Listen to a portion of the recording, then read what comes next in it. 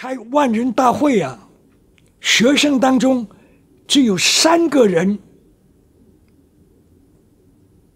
被批斗，万人大会上批斗。第一个是马维奇，姓马的马，维护的维，奇一个山字边一个奇怪的奇。他是以马奇为笔名，张贴大字报，题目是还政于民。他的观点跟那个楚安平的党天下一样，就认为中国是由共产党所控制，没有民主，一切大小之物都是由共产党独裁专制统治。他要求还政于民，是吧？这个是他的观点，这个就是政治观点啊。政治上，这个当然是一个很大的问题，是吧？这是一个中国的根本问题。但是我听说啊，这个不一定正确啊，我好像听说后来被判15年徒刑。这个不一定可靠啊，这个是马维奇。第二个是孙保忠，孙子的孙，宝贝的宝，孙保忠，中国的忠。他是什么呢？当然也是学生，他是组织一个所谓的庶民社，庶民啊，有平民啊，庶民社他帮助同学誊稿写大字报，替同学写大字报帮助同学贴大字报，他提供浆糊这个孙保忠他写了一篇文章，也很有名，但是内容我忘了。但是你从题目上可以看出他的内容，叫“神鬼人”。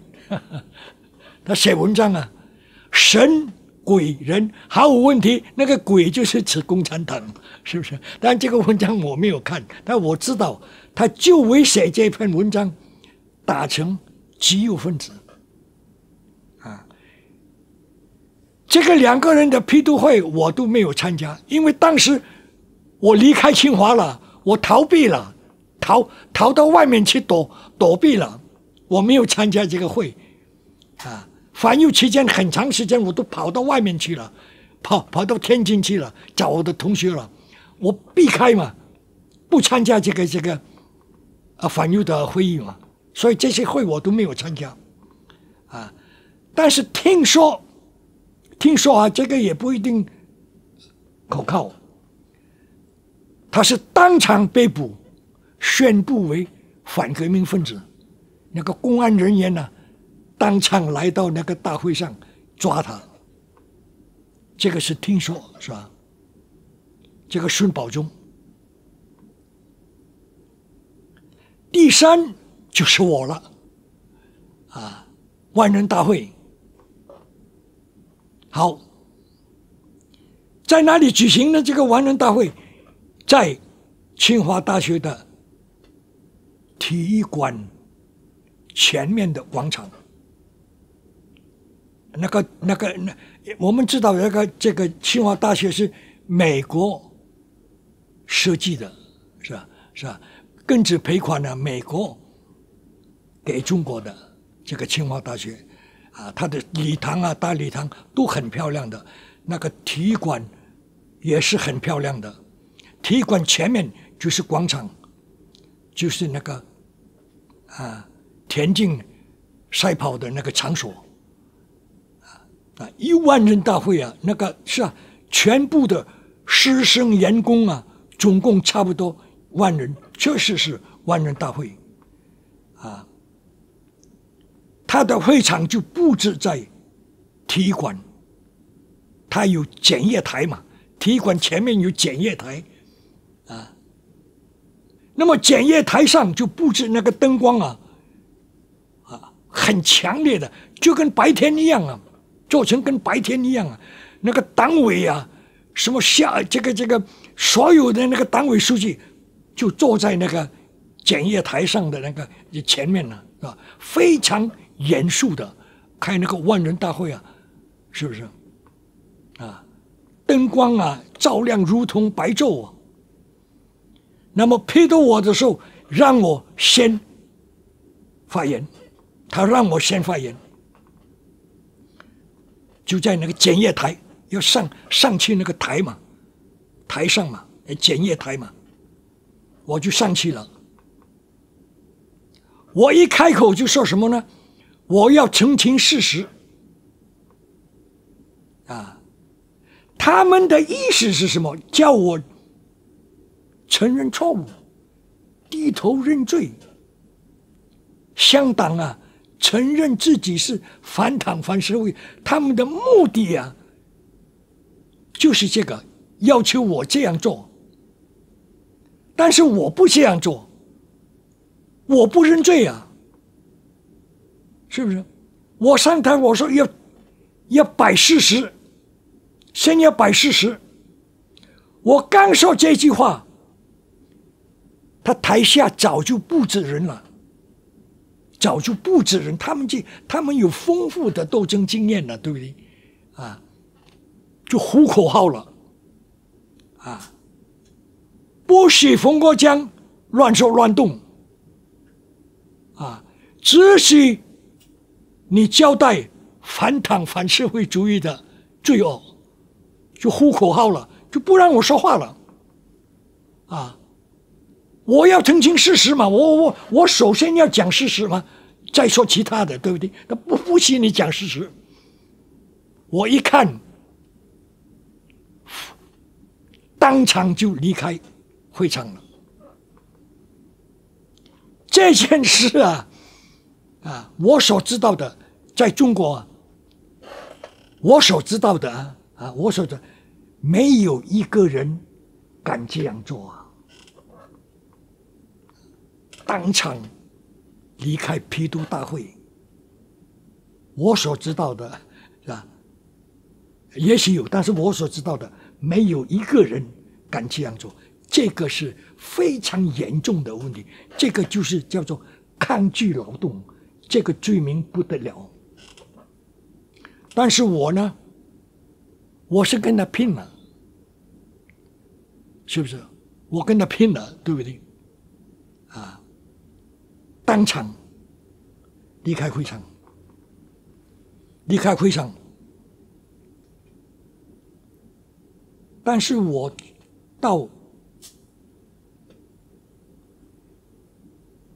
听到了那个会场继续开会，那个用高音喇叭，你从很远的地方都可以听到的，他用那个高音喇叭，当然我就听到了。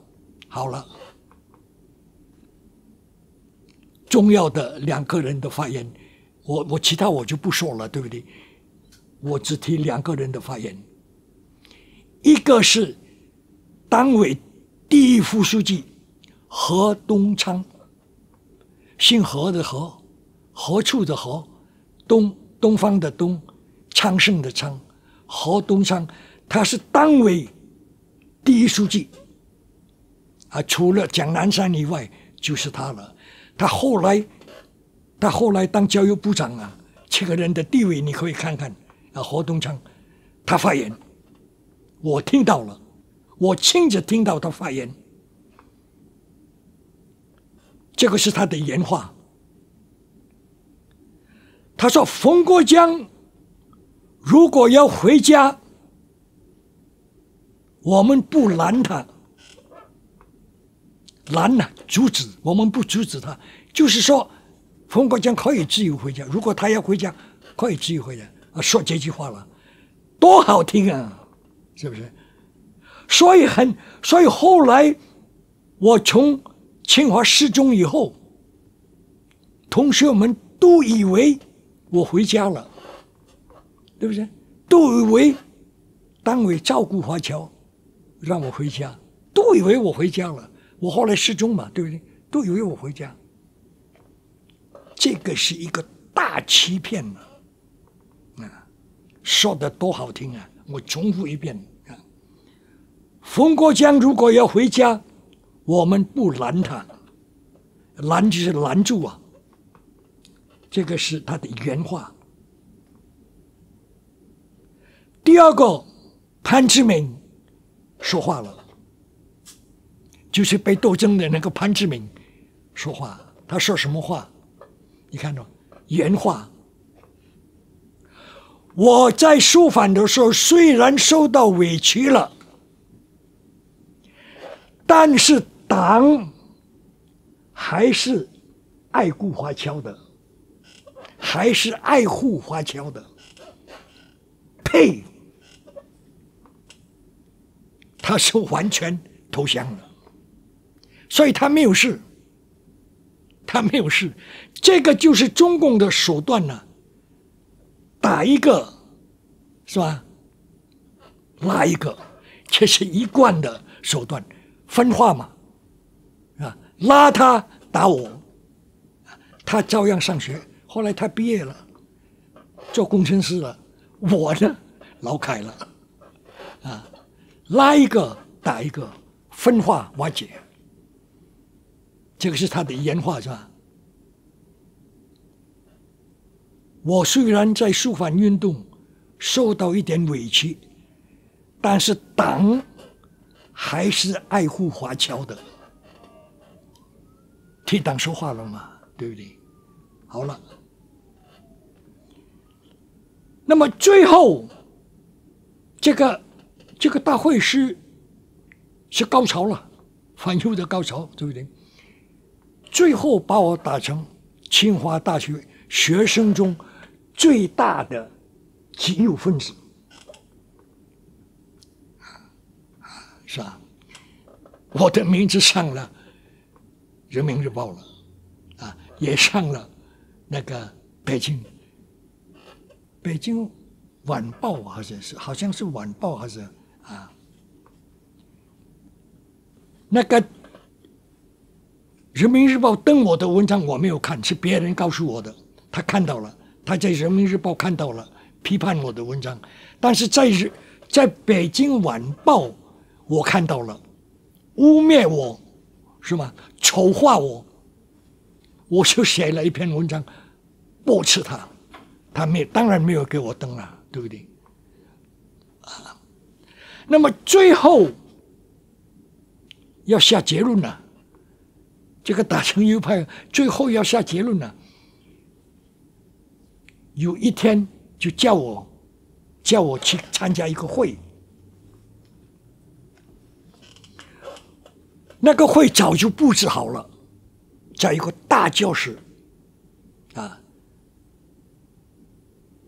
上百人呢、就是全系的同学都做好了，灯光也是如同白昼啊，做好了。摆一张桌子在中间，然后叫我去。我当然不知道，他们布置好了，就叫我去。桌子上摆上写好了的右派分子的这个啊，承认自己是右派分子的一个文件呢、已经写好了，叫我签名。就是等于强迫你写好了你的罪名，就是定你为右派，你是承认了，你是反党反社会主义分子的右派，承认了，你去签名。我当场离开会场，拒绝签名。这个是头一次作为文件呢，拒绝签名。这些东西啊，都收入到我的档案了。如果我留在中国一辈子，就跟着我一辈子啊。这个是头一份，拒绝签名。我不承认自己是右派，为什么不承认？我的理由只有一条，很简单，因为毛泽东说了，言者无罪。就算我的言论是错误的，是吧？就假设我的言论是错误的，但是毛泽东有话在先呢，言者无罪啊。我就是根据毛泽东这一条，拒绝承认自己是右派。那后来逮捕我，正式逮捕2次，劳动教养送去通知书，我都没有签名。四个文件呢，打成右派的文件，劳动教养通知书，2次劳改逮捕证，我都没有签名。所以最后我顺便说那个以后再说。最后为什么决定枪毙我，就是因为我始终不认罪，就认为我是花岗岩脑袋，改造不了了，必须在肉体上消灭。这是后面我再谈了，我顺便先提这个事。拒绝签名，拒绝认罪，理由就一件，毛泽东说了，言者无罪，我就是无罪。好了，到了这个就是结论了，对不对？要打成右派了。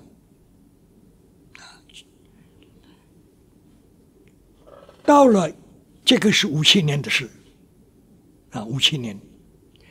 到了58年初，大概是2月份，我记得，这个什么呢？就是对右派做出处分。58年，分4类。第一，开除公职，如果工作人员开除公职，开除学籍，开除第一最严重的第二，送去劳动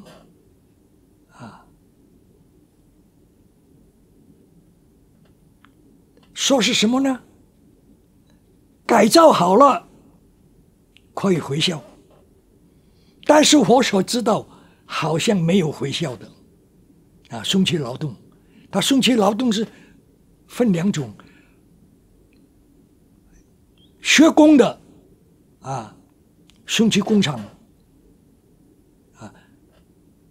学文的文科的送去农场，他有规定的就是劳动了，不给钱就给你饭吃了，最低的生活了给你没有工资的，就是等于剥削你的劳动力了，送去劳动。第二还有第3，这个我就记不清了，对不对？第4是什么？留校察看，这是最轻的，你还可以上学，但是呢，要经常参加义务劳动那个也是在精神上受到很大的打击。我有一个朋友，他是新加坡华侨叫王明，他就是我是举个例子，对不对？他就是第4等级右派，他是北大的。我顺便说，他的罪是什么？你看这是最轻的。反右的时候，他贴了大字报了他是讽刺苏联，因为苏联呢是一个很狂热的国家苏联所有世界上大发明都认为是苏联人发明的。你比方说飞机，他说是苏联发明的；轮船是苏联发明的，啊，电报是苏联发明的，是吧？所以他成了，这都是骗人的啊，对不对？这个苏联呢，当时说所有的发明呢都是俄国人发明的，所以这个王明啊，我的同学，我的朋友啊，他是北大化学系的，他不服气啊。啊，哪有这个事啊？对不对？那飞机是美国发明的嘛？那里是你苏联发明的是吧？那个电报什么那是意大利人发明的嘛？那里是你苏联的，对不对？他就写了一张大字报，讽刺苏联呐，啊，很有意思的。他说什么呢？啊，苏联的天文学家啊，发明了太阳。发现了太阳和月亮，苏联的这个文学家是吧？创造了俄文，就讽刺这个苏联，就写了一张大字报。这个也是因为这个称为什么？称为反苏啊！那个时候反苏也是一个罪啊。但这个算是小右派。给他打成小右派，结果呢留校察看，还是可以上学。后来他告诉我的，但是天天要参加义务劳动，任何人都可以辱骂他，精神上也受到很大的压力，这个是他告诉我的，这个是最轻的。我呢？是被打成最重的一种开除学籍啊，那个是1958年大概2月份，我正在画图，我那个时候5年级嘛，是吧？学什么呢？学那城市规划啊，我正在画图城市规划，那个教授啊。就找我了，他说：“冯国强，你今天才开始，你不必上学了，就完了，开除了。”我正在画那个城市规划，对吧？说你不要上课了，1958年。那么所有被开除的人，是吧？有的就看到你的情节有的送去教养，有的劳改，看个人的情况不同，是吧？有的送回老家原籍，你在农村的就把你送回农村，在当地强迫改造。经常要参加义务劳动，不给钱的，这是送回老家的情况。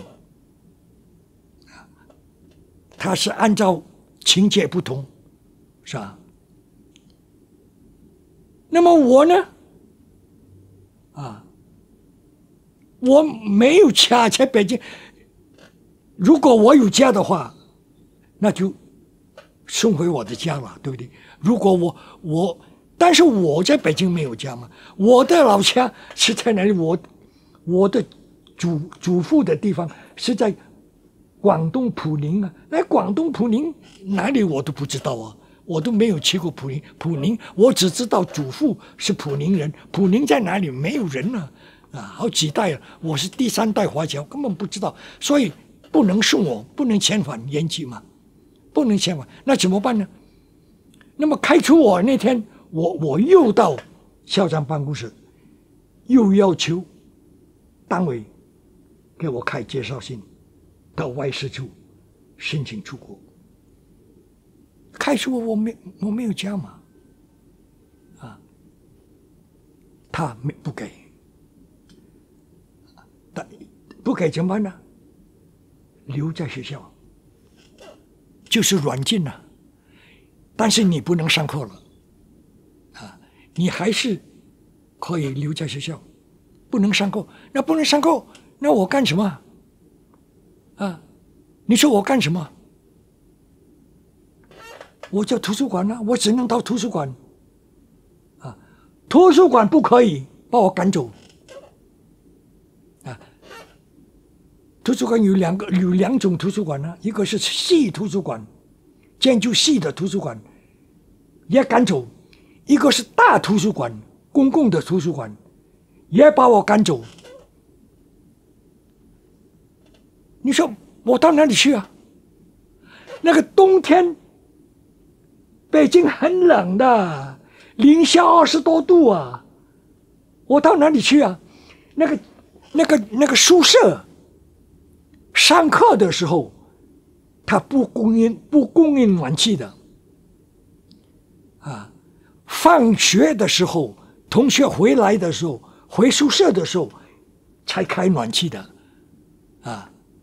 那么上课，同学上课的时候，那个教室那个宿舍很冷啊，不能待的，-20多度，你怎么待啊？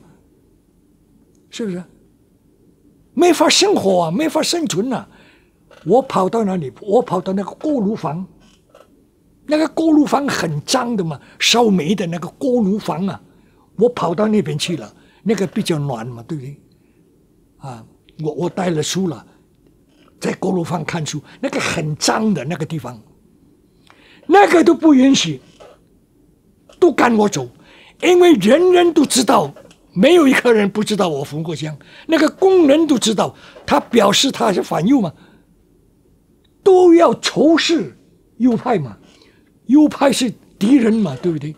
没有一个同学敢接触我了。看我来，迎面看我来，都躲一边了。没有一个人敢跟我接触。个别人有找我的有个别人，顺便我回头说那个谁，那个大概叫做什么呢？我忘记了。党治国有一个个别的，大概是水利系的，他找过我了，啊，这个是很个别的。他说了，他毕业以后他是水利系啊，如果分配到边疆，他要逃越国境，他敢跟我说，就说明我这个人可信任的，不会出卖他。一般人谁敢说啊？是不是？谁敢说谁要脱越国境啊？他跟我说了，他要脱越国境。啊，这个党治国，后来多年以后啊，他写一篇文章啊。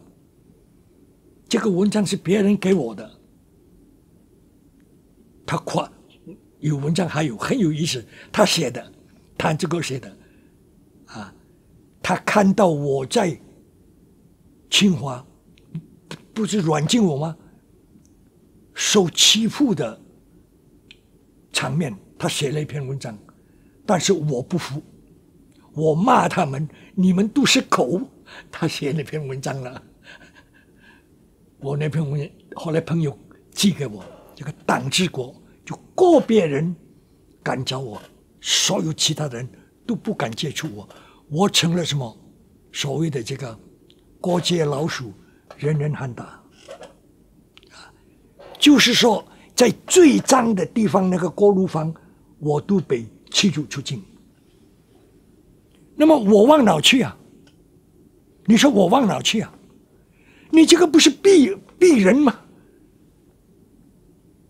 是不是？冬天最冷零下20多度啊，地水成冰啊，刺骨寒风啊！我最后没有办法了，我跑到北大了，因为北大跟清华很近，大概就几十米。那个很近的北大跟清华的那个姐妹学校嘛，是不是？我跑到北大了，跑到北大干什么呢？我当然要躲这个冷啊，冬天了，对不对？我就认识了留学生了。中国人我不敢接触，中国同学我不敢，一接触他知道你右派，他马上就检举你，是不是？不敢接触啊，我只能接触外国人，外国留学生他不会迁就我，对不对？也可能不会这，但是外国学生绝大部分不是觉得100%全是左派，因为来中国留学的全是左派，右派不会来到中国留学。在这之前，就是在我被打成右派之前，我也知道北大有不少留学生，我没有接触过留学生，一个留学生我都没有接触。我知道很危险，因为中共是不赞同你接触外国留学生，所以在我打成右派之前，一个留学生我都不来往。我是非常明白的人，我不找麻烦，不找麻烦。但是阮经在清华的时候，因为我不能生存了，在清华，我被迫到北大找留学生，就认识一个冰岛留学生，这个是要讲一讲，这个是很有意思。他会英文，我也会英文，但是又不是很好。他的英文水平跟我的英文水平差不多，但是能沟通，能沟通，完全能沟通。他就告诉我，他介绍对不对？我们聊天嘛，他介绍，他是冰岛共产党的青年组织，左派分子但是冰岛共产党不叫共产党，我忘了，叫工人党还是什么党我忘了，但是就是共产党，名字不同对不对？名字不同他告诉我，他是共产党的青年组织，他来北大是干什么呢？要学哲学，但是要先学中文，先学中文，然后上哲学系。他告诉我。我交流他是左派，但是我发现他有正义感。左派是左派，但是有正义感。我把我的事情告诉他，右派的事情，他同情我了，这个就是很怪了，对不对？那我们就成了好朋友了，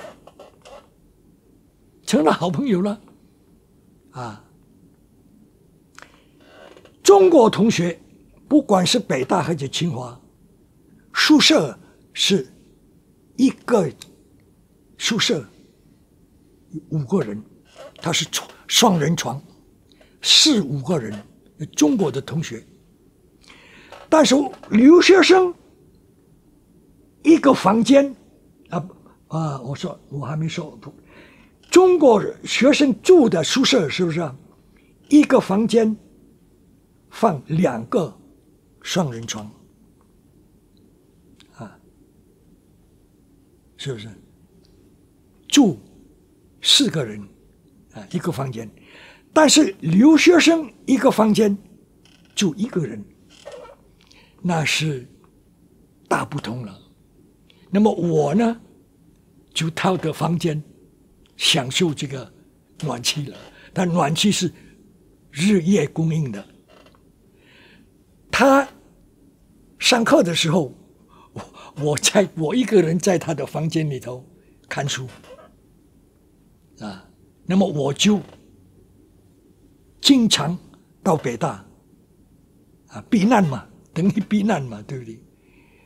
当然我跟留学生来往的时候，也知道一些简单的说，对不对？他告诉我，他是中学生，在冰岛是中学毕业，来到中国留学，中国政府给他生活费1个月80块钱那么大学毕业的是100块每个月。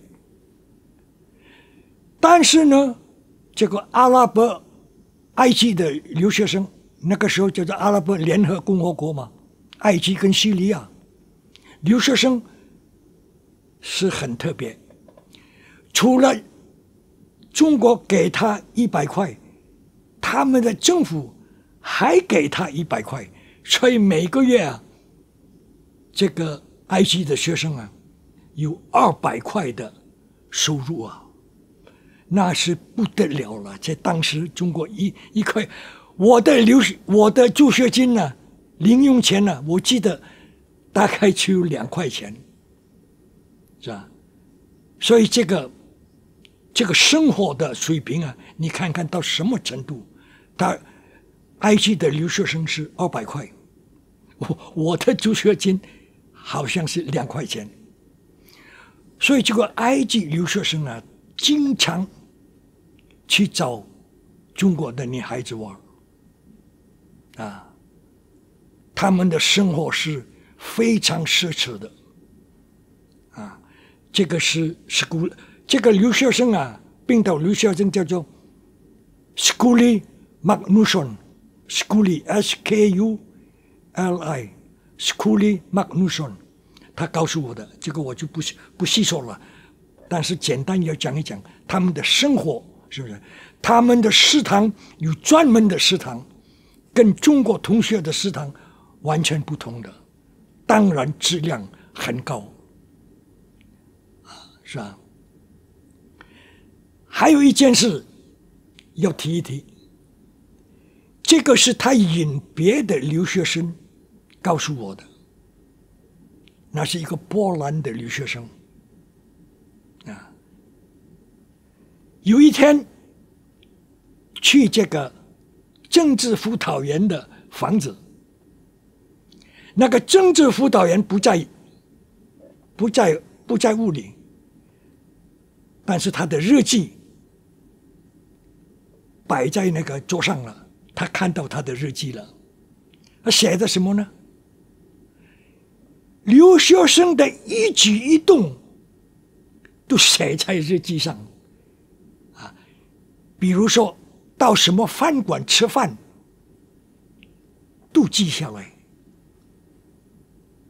所以留学生的反应非常强烈，非常不满，认为他们的行动都受到严格的监视。没有一个留学生喜欢这样做，都很不满啊！这个他是告诉我的，是吧？认为这个是简直是不可想象，对不对？在哪里吃饭都记下来呀，这就是政治辅导员干的事。好了，那么有一天，那个门房啊，要进北大，他是有门房的，要登记的，是吧？啊，你是哪里来的，是吧？要登记找谁，都要登记的，啊。有一天呢，那个门房啊，不让我进北大，啊，我问他为什么不让我进，他说你是右派分子。我反问他，有哪一条规定？你给我看，说右派分子不可以进北大，你给我看。他当然不跟你讲理，不让你进就是不让你进。啊，好了，不让我进了。后来我找史库里了。打电话给他出来，叫他出来，我不能进北大了，叫他出来。史库里就说好，不让你进北大不是？我们去找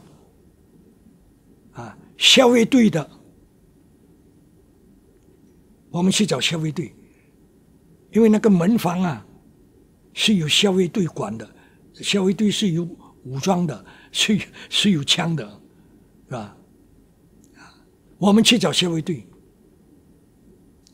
史库里就带我去校卫队了，恐怕是他的负责人吧，很厉害啊，很厉害。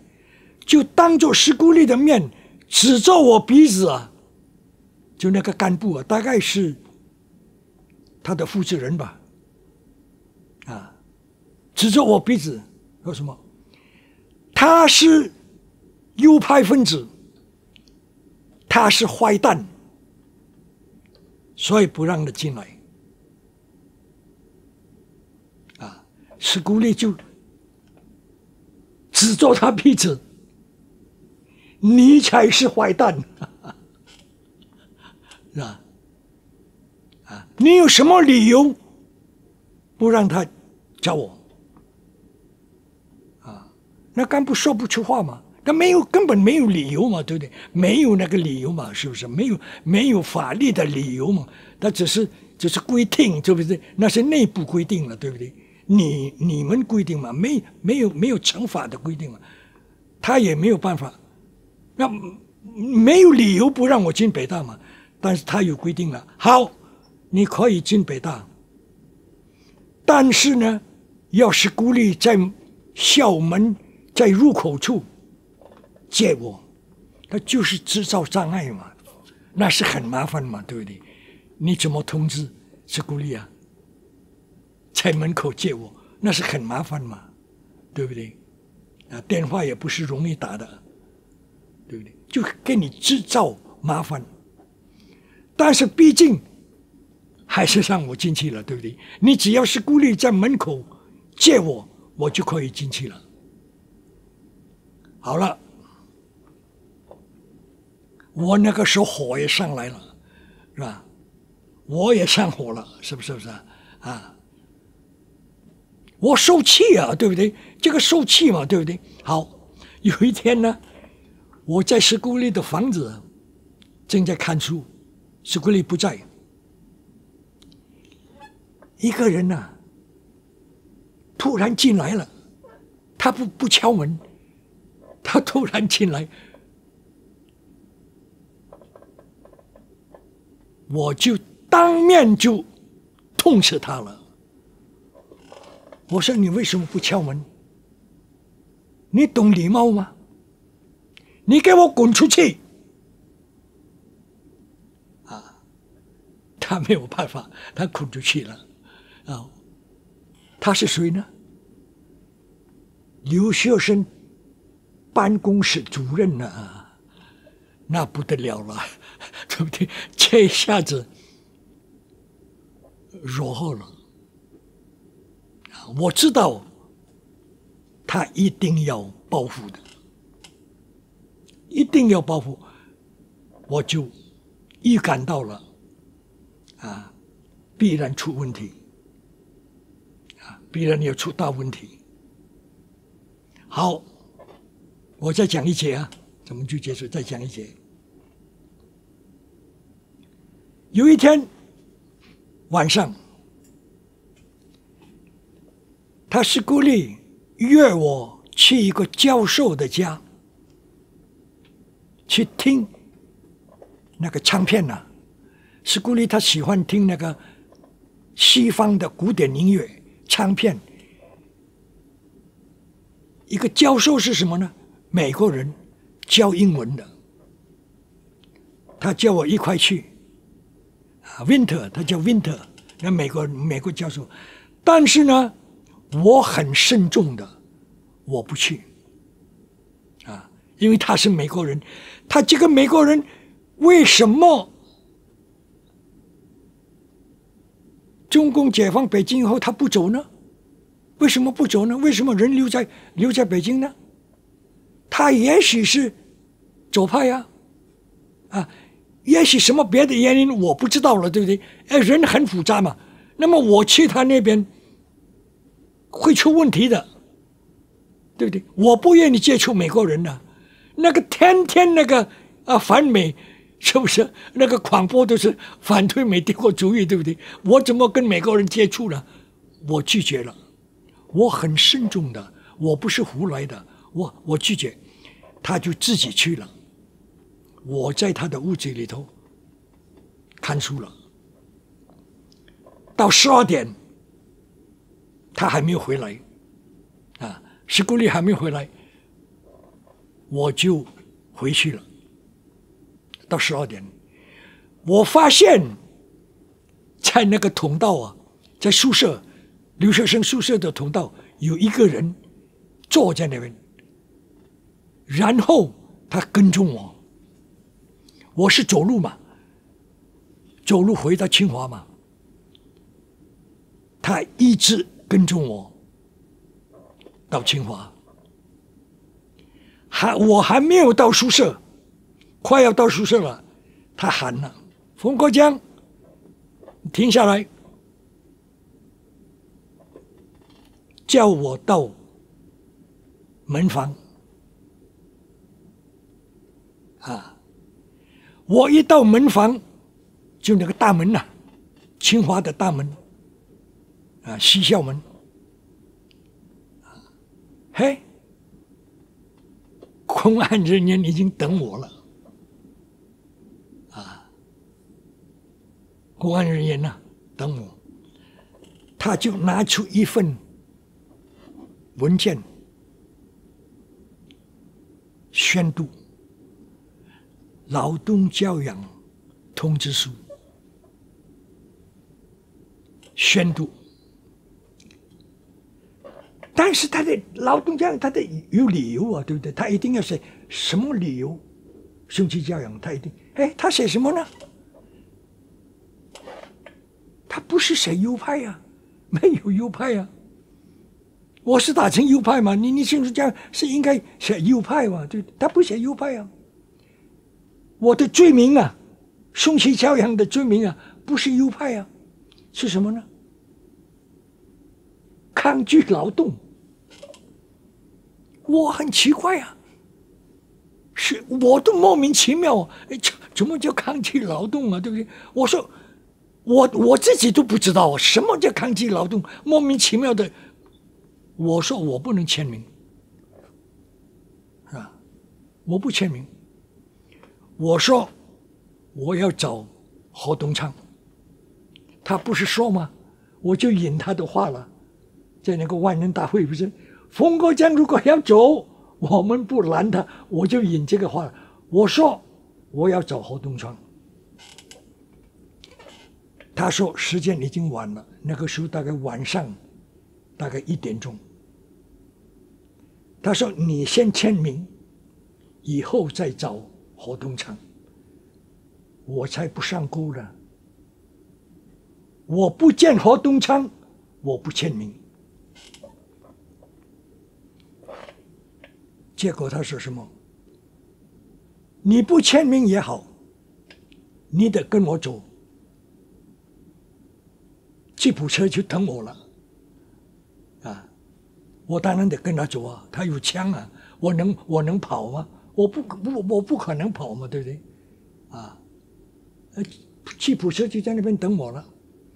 那么我上车之前，突然出来我的同学，他是专门派他监督我的，平时监督我的，他把我的零用的东西啊，铺盖啊、毛巾啊什么这个扔到吉普车上，吉普车就开车了，到海淀公安局分局，把我关在分局了。这就是结束我在清华的生活了。那个是1959年3月14号晚上，这个日期我是永远记住了，就是强送劳动教养。